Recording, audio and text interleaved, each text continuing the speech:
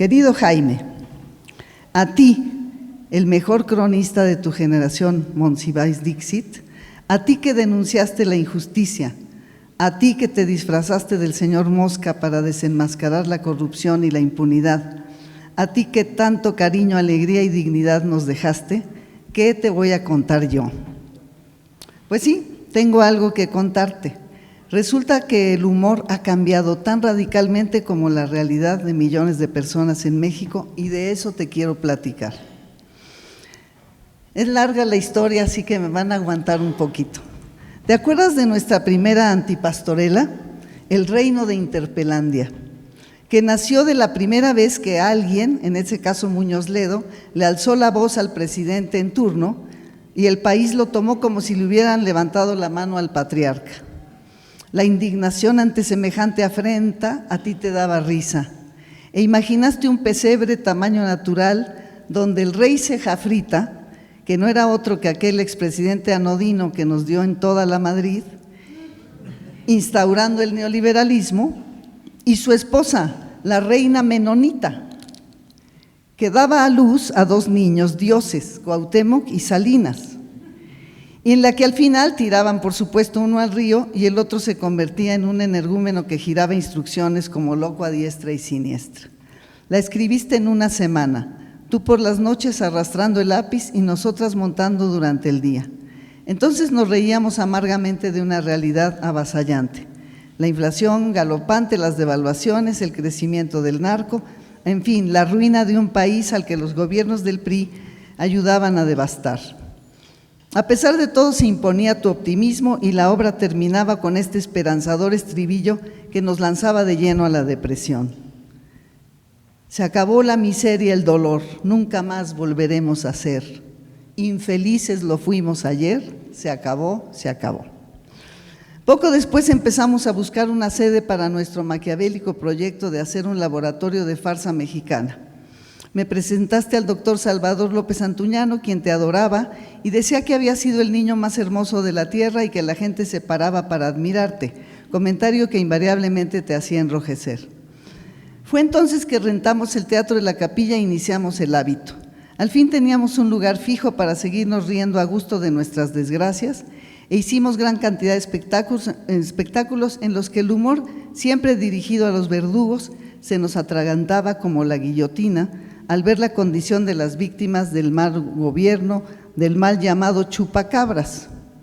Ojalá hubiera sido un animal fantástico, pero no, era simplemente el babalucas, salido del Atari, Salinas, el malnacido, y conste que no lo digo por su físico. Ahí comenzó la narcorrealidad, la narcopolítica, el narcopoder, los Chapos, los Güeros Palma, los Esparragosa, que ahora ya son la Barbie, el moco, la troca y la cucaracha, y se han vuelto parte de la cultura popular. En fin, la colombianización de México, que en Colombia se conoció como la mexicanización de Colombia. Total que se expandió el fenómeno a tal grado que terminamos el año haciendo la narcopastorela, que se llamó El Cártel de Belén, y vuelta a reírnos amargamente de nuestra situación, pero al menos nos consolaba la idea de que todo iba a ser mucho peor. Vinieron las privatizaciones, nos privatizaron hasta la risa cuando le entregaron Telmex al señor Slim Fast y TV Azteca al tristemente célebre Salinas Me Pliego, quien recibió la televisión estatal mediante un préstamo nunca aclarado del hermano incómodo, que ahora está bastante cómodo, pues lo sacaron de la cárcel y le devolvieron sus propiedades y su fortuna. Pero me estoy adelantando. Todavía no se firmaba el TLC, pero ya lo teníamos encima cuando hicimos Cachirulo para adultos con el mismísimo Enrique Alonso y El Gigante Egoísta, se llamó El Gigante Egoísta, una farsa escrita por Malú Guacuja en la que se trataba de desilusionar al niño que todos llevamos dentro. Y desgraciadamente lo lográbamos. El propio Cachirulo comenzaba desengañándonos al revelarnos que el Chocolatote Express era un producto chatarra que él nos vendió aprovechándose de nuestra inocencia.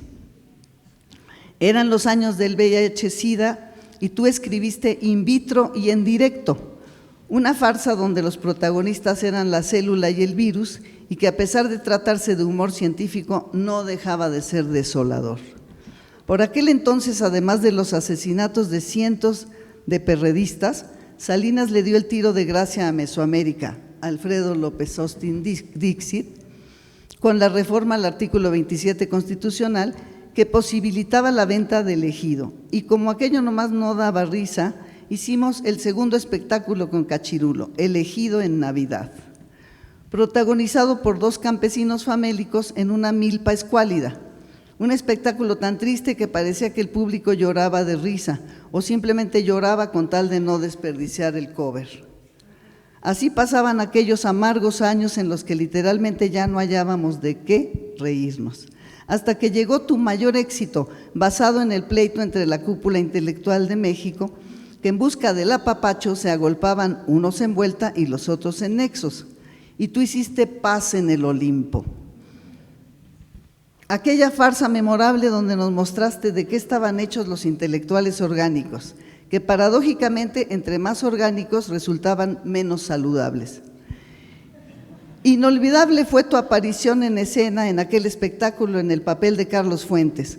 Resultaste un gran improvisador y por supuesto brilló tu inteligencia nada artificial. Seguíamos entonces viviendo de la amargura de la realidad de México. Llegó la efeméride de los 500 años del descubrimiento de América, que oficialmente llamaron el encuentro de dos mundos, pero que en el hábito bautizamos como los 500 coños. Y reíamos lágrimas negras tratando de entender qué habría en nuestro desolador territorio antes de que alguien lo descubriera. Otra triste antipastorela se llamó Fue Niña, en la que la desdichada virgen era perseguida por el reino celestial para obligarla a abortar, dado que estaba esperando una niña y el Mesías no podía ser niña, pues no lo soportaría el marketing católico que ya había mandado a hacer millones de crucifijos y estampitas y no daba tiempo para ponerles brasier. Y además, ¿qué? ¿Qué se iba a hacer con esa niña? ¿Acaso al niñito Jesús le iban a poner Jesúsa? ¡Blasfemia! Vivíamos el colmo de la tristeza, pero siguió el desánimo, el sentimiento de pérdida y de desesperanza. Y nos pasamos a reír amargamente de la situación de la Ciudad de México en manos de Manuel Camacho Solís. Entonces, tú escribiste La Diana Casadera para seguirnos azotando con la situación de nuestra gran ciudad. Recuerdo que te pedí un libreto para que lo protagonizara nuestra gran amiga Isela Vega. Y tú, con tu siempre inquebrantable lógica, escribiste un libreto para Malgré Tú, esa escultura de Jesús F. Contreras secuestrada en la escalera del Munal, y que quede claro que no fue García Luna. Una mujer desnuda y encadenada que, a pesar de todo, levanta la cabeza hacia el frente como diciendo, algún día se va a acabar el PRI y entonces ya verán. Ahí tu humor me superó y ya no lo entendí, y tú te fuiste a seguir con tus crónicas del mundo. Más tarde que temprano amanecimos, o debiera decir anochecimos, al año 1984 con la entrada en vigor del TLC y el levantamiento zapatista, en el que os involucrasteis de lleno, primero enalteciéndole y posteriormente detractándole.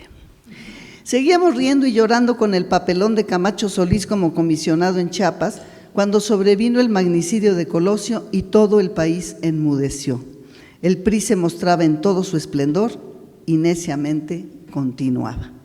Entonces hicimos de la mano de Ríos Los Supermachos, ópera chamula que poco tenía de divertida y menos cuando el subcomandante Marcos hacía un striptease en el que se quitaba todo menos lo que el público esperaba, el pasamontañas. Ya en el sexenio de Cedillín, la única escena cómica la proporcionó el mismo Salinas con su huelga de hambre de un día y su posterior exilio. Ya ni para llorar estaba la cosa, y menos con la crisis financiera y el FOBAPROA. Tan patética era la situación que yo ya no sé si confundo los tiempos, al grado que llegó a gobernar la ciudad Óscar Espinosa Villarreal, que puso un baño de vapor en el palco presidencial del Teatro de la Ciudad, y no es broma. Y como respuesta a aquella gran depresión, hicimos un espectáculo distópico que se llamó Cuando el regente nos alcance. ¿Cuál no sería nuestra sorpresa que en efecto nos alcanzó? Y aunque nos dieron el gusto de meter a Raúl Salinas a la cárcel, la depresión y el PRI arreciaban y parecía que nunca iban a terminar. Estrenamos para aquella época el juicio a Salinas a partir de la presentación de un libro de Helio Flores, y aquel ejercicio de justicia virtual nos catapultaba a la realidad de que aunque no hubiera nunca un juicio real a Salinas, de alguna manera la historia ya lo había juzgado. Pero en el fondo todo eso también era patético, porque el verdadero Salinas seguía y sigue disfrutando lo que se robó. Muchos años me puse la máscara de Salinas al grado de que hubo quien comentó que él me imitaba. Para mí era una especie de castigo cívico. Es horrible verse al espejo y encontrarte con aquella cara. Por suerte después empezaron a vender las máscaras de Salinas en los semáforos y la cultura popular me liberó de aquel doloroso sacrificio. Y así seguimos perdiendo el sentido del humor poco a poco, cuando Monsiváis nos escribió Víctimas del pecado neoliberal, en el que hasta el melodrama renunciaba a su cualidad de cursi para convertirse en una compleja farsa intelectual. Total que nunca supusimos llegar a tan hondos niveles de amargura, hasta que en 1995, en un acto de oscura premonición con el espectáculo Sor Juana en Almoloya, anunciamos el advenimiento del PAN para el año 2000. La misma corrupción, la misma impunidad, pero ahora comulgando en el Vaticano. Si todos los años anteriores nos llevaba la tristeza, la llegada de Fox nos hundió en una parálisis donde el humor era una especie de sutura en la herida, que conforme más reíamos, más nos dolía. Así que ya no quedaba otra que la desobediencia civil. Cerramos el hábito y por culpa de Elena Poniatowska, nos echamos a la calle a vivir el desafuero de AMLO y el fraude de Calderón, su guerra contra el narco, los secuestros de García Luna. Bueno, ni siquiera nos dieron el gusto de quedarse con Diego Fernández de Ceballos, a saber cuánto habrán pagado los secuestradores por devolverlo. Pero nos lo regresaron. Y luego procedimos a arrastrarnos de angustia todo el sexenio de Peña, el cual en honor a tu columna Desfiladero se le conoció como el Despeña Nieto. Fueron años de mucha congoja y mortificación en los que por no llorar nos reíamos de nosotras mismas, hasta que te nos fuiste en el año 2017, el aciago 8 de agosto, el mismo día que Rius. Entonces sí, ya no nos quedaron lágrimas. Pues bien, hecho este melancólico recuento de aventuras para decirte que llegó el día que creíamos que nunca llegaría y que ya no te tocó vivir. Finalmente AMLO ganó la presidencia en el 2018, esta tercera vez ya no le pudieron arrebatar el triunfo y comenzó la 4T. Entonces ocurrió un fenómeno inusitado, pues no solo el país, sino también el humor cambió radicalmente. Todo empezó a darnos risa. Bastaba con oír hablar en serio a Krause o Aguilar Camín para desternillarnos. A soltar la carcajada con los rigurosos tuits de Ricardo Anaya desde el autoexilio, o disfrutar enormemente las citas eruditas de Claudio X y su falta de tino al elegir candidata para la oposición, y revolcarnos hasta el dolor de estómago con la campaña de Xóchitl intentando pegar su chicle. O descuajeringarnos con el anuncio del nuevo partido de Eduardo Verástegui. Ya no hacía falta escribir sketches ni ponerlos en escena. Se instauró la forma más original del humor de todos los tiempos, el humor involuntario. O dicho de otro modo, la coartada de Monsiváis en Por mi madre bohemios se convirtió en el día a día del conservadurismo. Surgieron cómicas inigualables como Lili Telles, superándose en cada una de sus intervenciones en el Senado, o Denise Dresser encarnando la versión Polanco del cura Hidalgo y liberando al pueblo de sus cadenas, o Fernando Belauzarán, sí, ese que se te atragantaba y te hacía inflamar el hígado, ahora conduciendo los mítines de Xóchitl para vomitar de la risa. Algo realmente increíble. O cómo no agradecer las estridencias de Kenia López Rabadán, que harían palidecer a la gran Vitola. ¿Y qué sería de los memes sin Vicente Fox? muy superior a Chespirito, por cierto. Hoy los libros de humor son los que recopilan declaraciones de odiadores de AMLO y la 4T como Ternuritas de David Bagueler. Si antes los corruptos disfrutaban lo robado, ahora tenemos el INDIVO, o Instituto para Disfrutar lo Votado. El humor mexicano se ha vuelto sublime, todo es motivo de risa y diversión. Ir a un banco del bienestar y ver adultos mayores panistas furiosos cobrando su pensión. O recientemente una jueza ordenando encarcelar por desacato a la presidenta de la República.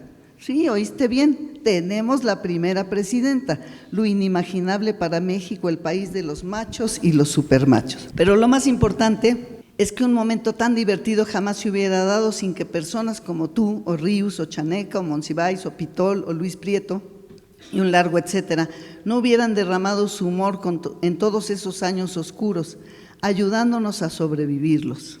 El humor es una muestra de inteligencia y ustedes nos dejaron como herencia grandes carcajadas. Ahora nos hace reír el conservadurismo y eso pone a México a la vanguardia del humor internacional. Gracias, querido Jaime, por habernos hecho reír tantos años.